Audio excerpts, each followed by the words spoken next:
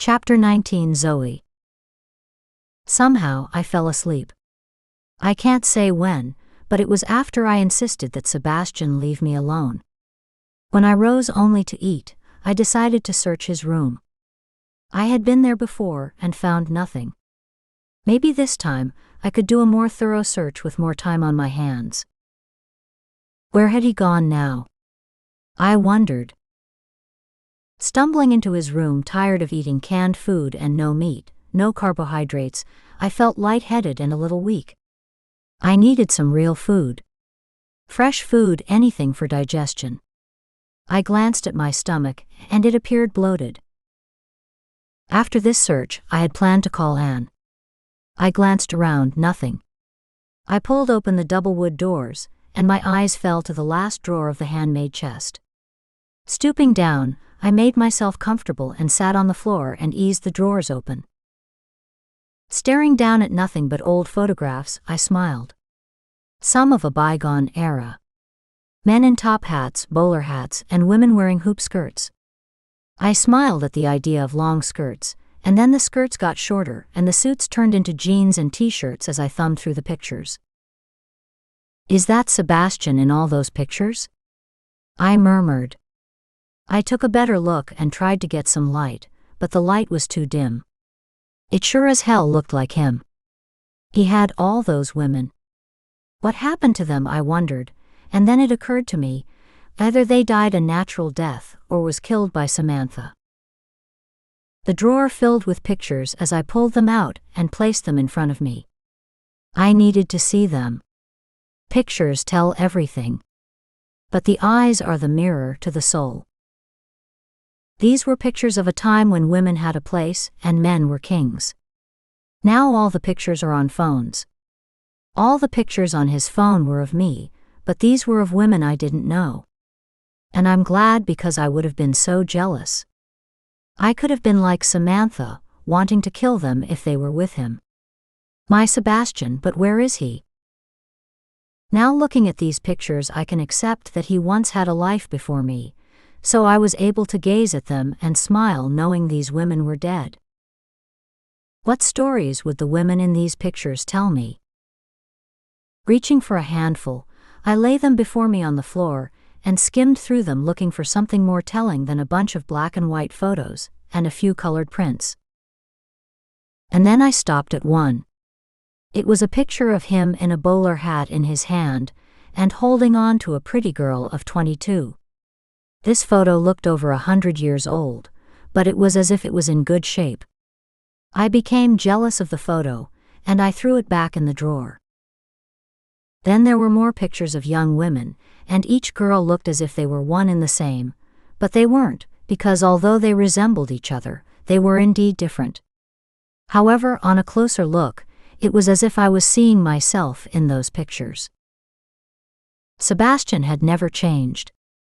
He said he was frozen in time, and he was. He stood tall, proud, a beautiful specimen of a young man full of life but pale. He had become a vampire then, like he is now with me, but he was happy then. In all his pictures you see a fresh, ready smile. Not like he is now each time I see him. Have I done this to him? I questioned. Then I came across a photo of a child about 5, and he and the child were at a carnival, and the child held cotton candy in her hand and a large stuffed panda bear, and she was holding on to Sebastian's hand and looking up at him. They were both smiling, and then it dawned on me. It was me. I was the child he held by the hand, carried in his arms, against the backdrop of a large Ferris wheel filled with children and mothers and fathers. He took me to a carnival. At first I was upset, and then it was a lovely picture. He looked like a father taking his young daughter for an outing. They looked so happy together, and he looked like he truly loved her. It wasn't me anymore. I had grown up, and I didn't remember any of it. And I'm glad I didn't, because I wouldn't be able to handle it now. I looked at him as a father figure or big brother, and now he was my lover. It was enough. I threw the remaining pictures into the cabinet and closed it. I pulled my phone out to call Anne. I hadn't seen Sebastian for 2 days, and I'm tired of eating pizza, I called Anne. What are you doing today? Why, what do you want this time? It's nothing like that. I should hope so, because the sheriff is beginning to ask questions about David, Anne said to me. Did you see Sebastian? We haven't seen him for a few days. He came in and said that he was resigning, and he would stay for a week until we got someone to replace him, and he would recommend a doctor. Yesterday we got another doctor, and he brought his nurse with him and a replacement staff. They gave me 2 weeks off with pay. I haven't had a day off in 6 years. That's great, but has anyone else seen Sebastian? One of the hunters came in after a routine gunshot wound. He got it from a fellow hunter, Anne said. I waited until she finally got around to telling me about Sebastian. He's hanging out at this bar.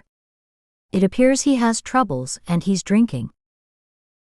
I didn't know vampires had troubles and can drink like people, I said. They can do almost anything a human can do. And some have feelings. I got that from being around Sebastian. I had never had the experience of knowing a vampire, only werewolves. We heard all kinds of stories about them, but he appeared different. Like he had a soul. And one thing I do know, and that is he loves you. Anne's voice warm and genuine. Can you take me to that bar? I'm not sure. I have to ask Robbie. It's where shifters hang out. What's a shifter? It's like a werewolf, but it could be anything. A cat or a lion, any kind of animal that changes from one form to another. Robbie just came in from his hunt. I'll call you back. She didn't say anything else, so I carried the phone and waited. Then she called back. Zoey, Robbie said it was okay, the only thing, he wants to go with us. To protect us. You know how that is. Yes. That's great, I said, and I rushed to microwave the last of the frozen pizza. I guzzled down a Coke, and when I had finished 2 slices and 2 more cans of Coke, the bell rang. This time I looked around and it was Anne, and Robbie was driving her beat-up Jeep. I opened the door. Does it always rain around here? I thought I would see some snow. When we get an occasional blizzard, but not now. That's a once-in-a-lifetime thing. But it would be nice to have some snow. We ran to the car and I hopped into the back. Zoey, you know Robbie, Zoey. Robbie grunted and turned his head in the direction away from me. He took off and headed for town. What's wrong with the doctor? Robbie finally asked after watching at me in the rearview mirror. We hate to see him go, he said. Where is he going? I asked. Don't you know? He told Anne, and she said that he was thinking of leaving town. You would think he would have said something to his wife. You are his wife? I didn't answer his question even as his dark brown eyes met mine. Finally, Robbie took his eyes off me and watched the road. We need him here. He's the only doctor that came here and didn't look down on us because we were shifters. Did Anne tell you the whole town is made up of male shifters with female human mates, and 1 vampire, and that's Sebastian? It's nice to have a vampire in town, he said, as if that gave him comfort and prestige. Keep some of the bad shifters under control, and the witches away. Vampires can control shifters? All this is new to me. Why would Sebastian find it necessary to go to a bar to solve his problems? Since when does that ever solve anyone's problems? Not unless he was looking to break something or kill something. Like a hunter who gets angry and goes out and shoots something. It didn't take Robbie long to drive up to the bar. Looking around, I spotted Sebastian's black Land Rover sticking out among a sea of motorcycles parked outside, along with a few old pickup trucks. We stepped out of the Jeep. In my rush to see Sebastian, I took off ahead of Robbie and Anne. "Hold on. Don't open that door." His large hand resting on my hand, reaching for the handle. I dropped my hand. There were too many things I didn't know, and by the sound of Robbie's voice, it was something I shouldn't do. Walking up close behind me, Robbie moved past me. I stepped aside and he grabbed the handle and opened the door and stepped in. "What was that about?" I questioned Anne. "If a woman opens that door without a shifter, or in that case our own vampire, then they would assume that she's a witch. And they would have attacked without thinking. Witches are forbidden in this town, and if she kills anyone from this town like Samantha did David, even though David was a human, then she will be hunted down and killed. They already have a bounty on her head. Robbie is looking to make some extra money, and he's looking for her too." I felt somewhat relieved, but not much. Samantha had proven to be a man-killer because of her powers of seduction. As we stepped behind Robbie, and he made a gesture that I wasn't a witch, and therefore okay, he searched around the bar and spotted Sebastian sitting at a table in the back alone. His head down, a drink in his hand, and pain on his face. Robbie and Anne stood aside as I walked up to Sebastian. "Why are you here and not at home?" Slowly he raised his head and he looked pale. His eyes sunken. "When was the last time you ate?" He glanced up at me. "Why does that matter to you? I know you're going to leave me, so what does it matter?" And he took a drink. I reached for the drink and took it from his hand. He watched at me as if he was a spoiled child who had never been told no by his parents. "I'm not going anywhere. I have no one but you." I sat near him, put my warm hand over his cold hands. "You brought me out here in the middle of nowhere, and now you want to starve yourself to death." "I wish it were that easy. It would take too long to kill myself like that." He looked up at me, and his eyes had dark circles underneath. His magnificent eyes were now dim and dark. "So you come to a place like this in hopes that R finds you and does the job for you?" "I've been too long on this earth without love. And now that I found you, you don't want to return my love. I don't blame you. I just want to be finished with my cold, empty existence." Leaning close to him, his body heated, and there was a light in his bluish-green eyes. He glanced up at me and he felt it too. We balanced each other. Me with my overheated body, and him with this cold, hard body which didn't seem to have a light or a soul beneath his amazing heated eyes.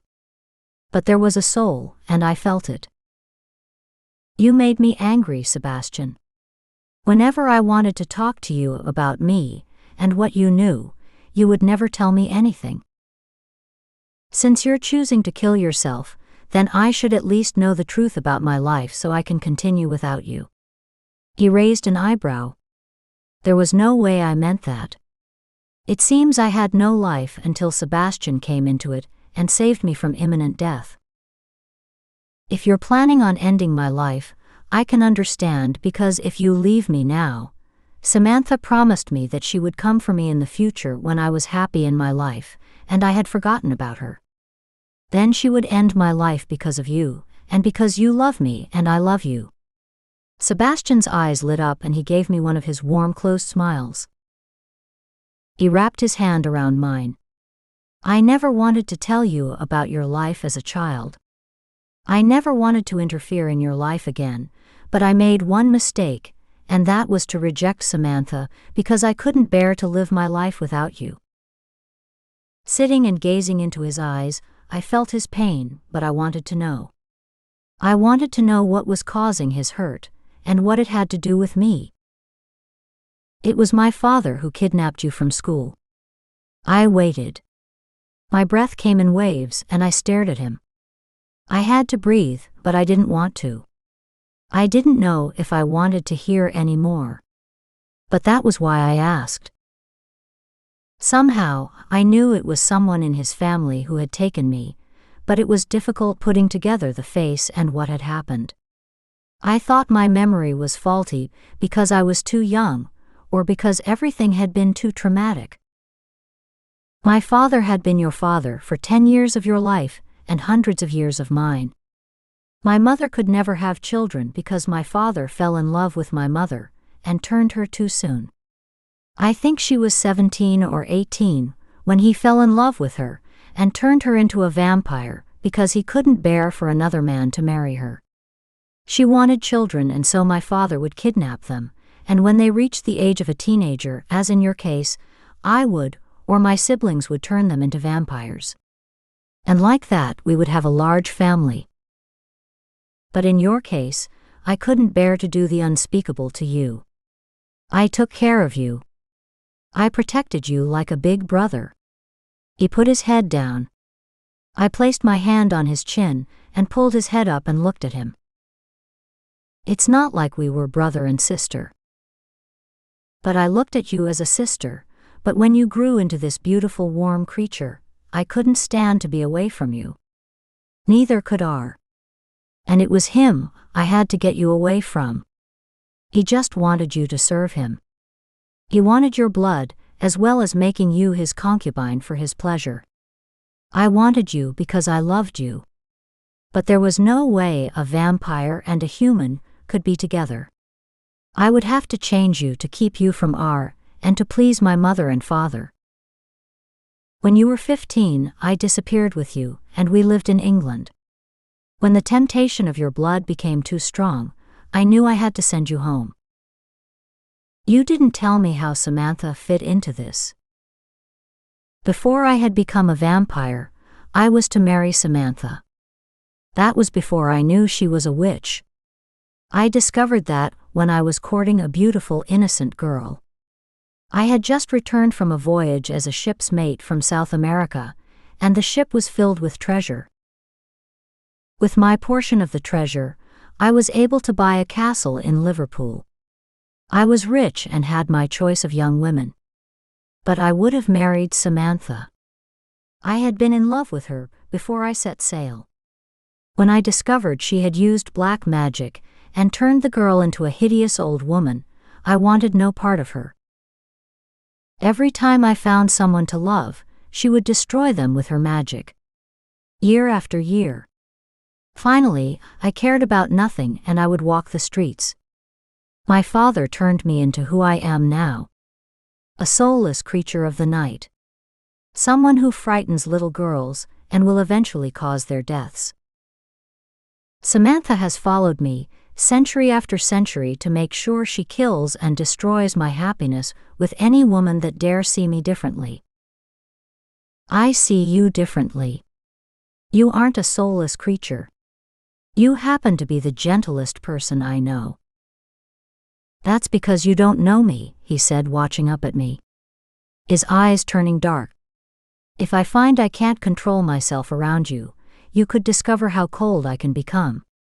I would drink your blood, and because it is sweet, I wouldn't be able to control myself. When I've loved you, that's the time when you're vulnerable and I'm at my weakest. That's not true. You could never harm me or lose control with me. I remember something about you, even if you think you have erased my memory. I remember how you took care of me when I cried for my mother and father. I remember how you would play the piano to calm me when there were terrible lightning storms. I remember how you held me in your arms and rocked me and sung to me and told me how much you loved me and to not be afraid. My eyes locked with his, and I saw a tear fall from his face. This cold creature had a heart and soul. He stood. Let's go home, and tomorrow we will figure this out. Chapter 20. Zoey. We left early that morning after saying goodbye to Anne and Robbie, who apparently waited because they didn't want to leave us in the bar without backup. Robbie seems to think that we could have been in jeopardy from a bar full of shifters, but it was unlikely a pack of shifters and werewolves could frighten a vampire. Vampires bring the darkness that many fear to tread in, but Sebastian had lost his darkness because of his love for a human. but Robbie feared he may have been one of the first vampire causalities at the hands of werewolves looking to make a name for themselves in the world outside of men. Sebastian drove us home, and at first there was silence between us. Then he glanced at me. "Do you think you can live with me the way we are now?" "No," I said. He furrowed his brow in 3 rows. I smiled and said, "No. I won't live with you, and without the benefit of marriage. If I'm going to be hunted by a multitude of vampires and a witch for the rest of my life, at least I should be married, and you said you were rich." I winked at him and watched his surprised expression. "If for some reason you should expire before I do, which I doubt, I should at least inherit that gold you brought from South America." He watched at me with narrow eyes until he realized I was kidding. "I wanted to ask you to marry me when you became 21, but it seemed a little inappropriate, and I was afraid you would say no," he said, reaching and placing his hand over mine. "Why didn't you ask?" "Of course I would say no to a stranger." "At the time you were no stranger, but a child I had taken care of since you were 5. It was when you were 15 that you looked at me differently. I told you then that we weren't natural brother and sister. And you asked me if you were adopted, and I answered you. You didn't like the answer, and you became angry at me. I calmed you, and as we lived together because I was trying to protect you from and we developed a bond together. I felt it, and I didn't want to turn you and have you become my slave." "Why would I become your slave?" "You wouldn't be the Zoey I know. The sassy, snarky Zoey with her own free will. You would be at my beck and call. Like a prisoner or slave is the best description.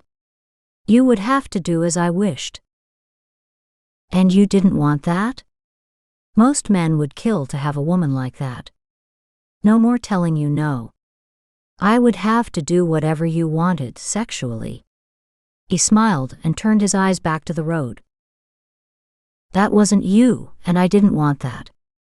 I didn't want a cold, unfeeling child who had been turned too soon. I didn't want that at all." Listening to his explanation, I knew now what he wanted. "You want a human lover." "No. I want a human wife and lover. But I was afraid of you." "A vampire afraid? Not likely. It's something you do to me that makes me unsure of myself when I'm around you. I worry about if I'm enough for you." "Oh, you are more than enough for me." I held his hand. "Why don't you go to your father and tell him about you and me, and that we want to go far away and never have to look over our shoulders?" "That is wishful thinking on your part, Zoey. We exist in an outside world devoid of human feeling and desires. We use humans only as a food source and to bridge us with day and night. No vampire has ever lived with humans without him or her, eventually turning them into the lifeless, soulless monsters we've become." "Why do you refer to yourself as soulless? You're not that. You will never be." When I looked to Sebastian's face, it was blank. No expression I could read. Sebastian drove into the garage, parked, opened my door, and helped me out of the car. He took my hand and said, "We will have to leave here soon. All your fanciful ideas are good, but my father would more likely kill me than listen to me. He will find us, and therefore we have to leave and soon." But I just discovered a new friend. Well, friends. I sort of liked Robbie. He's a cool werewolf. I tried to reason with Sebastian, but I got nowhere. When word gets out about David, the hunters, mostly humans who suspect that we exist, will be looking for me and you, and maybe Anne and Robert as well. His name is Robert, and he's a notorious fearless lone werewolf. Men have been tracking him for years. Calling him Robbie will not make him any less. My father put a bounty on my head and Robert's.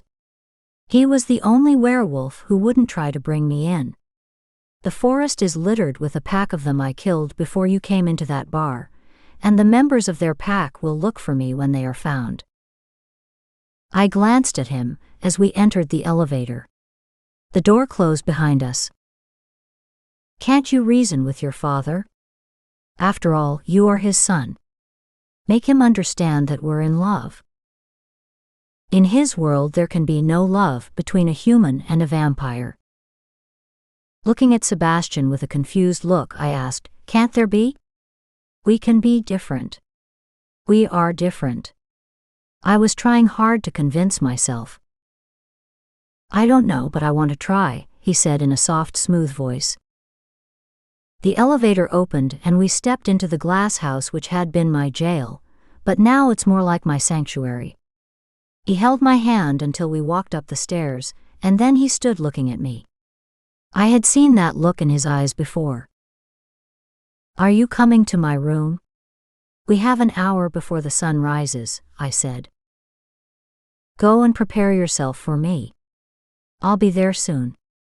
When he said to prepare for him, he meant to mentally prepare for his body. But I didn't need to prepare for what had been the best sex of my life. After taking a shower, I walked out naked and lay in the bed, closed my eyes and thought about Sebastian and what he had said to me about protecting me from R and when I was a child. Sebastian was my brother then, and now he's my lover. The question is, can we have a future? The answer came back, of course not, stupid. There's no future with a vampire. One day you can cut your finger and ask him to get a band-aid, and the next thing he will be sucking the life out of you. I didn't want that kind of answer. I wanted my mind to lie to me. At least this once. I'm tired living in the real scary world where little girls can get kidnapped on their way to school, and big girls die at the hands of handsome men.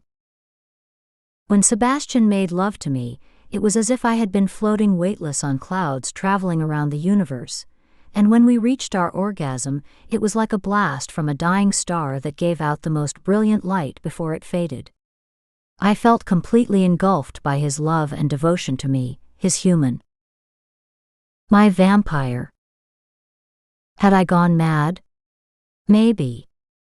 I had never been touched like that. His cool skin complemented mine.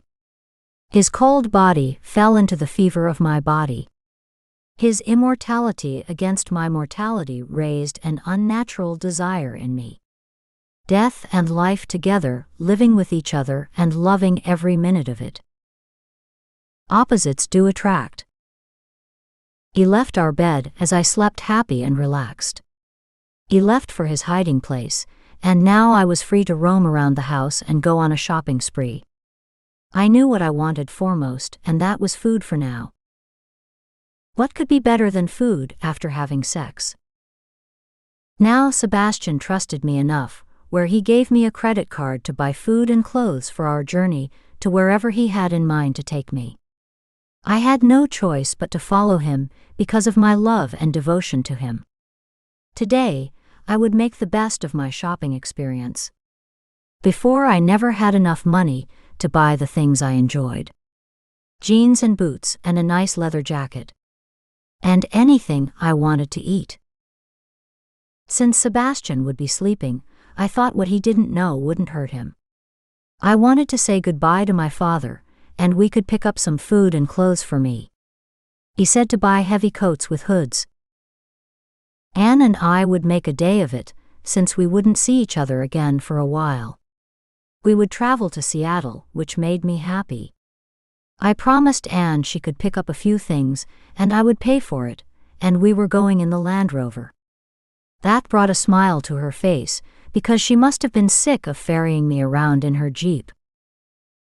After a shower and dressing in my usual uniform of jeans, sweater, and leather jacket for cool rainy weather, I headed downstairs and stopped at a table and picked up a pencil and paper. No. I'll text him. He probably won't see the note, I murmured. I turned back. What the hell? Better to be safe. So I scribbled him a note. Gone shopping in Seattle, took the Land Rover. Get around like most vampires. You're not human. Stop trying to be one. Stop driving cars. An SUV is for your wife. Love and kisses, be back by sundown. Zoey. Dashing out of the house, I wasn't thinking about a thing when I started the car and drove up to Anne and Robbie's small wood frame home. Anne was looking through the window when I parked the car in her driveway. By the big smile on her face, she liked the notion that I would be driving and in my car. She rushed out and on the passenger side and exhaled. This is some car. It looks like we'll be traveling in style for a change. I've never been outside of this small town. Where are we going?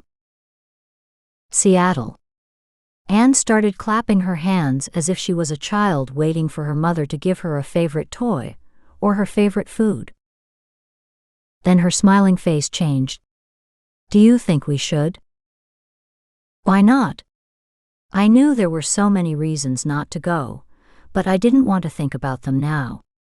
Anne looked to me as if I knew something she didn't know, and she gave me that same ready smile she had for everyone she met. I have my enhanced driver's license, even though I've never been to Seattle. Do you have everything? Because if not, we can't go.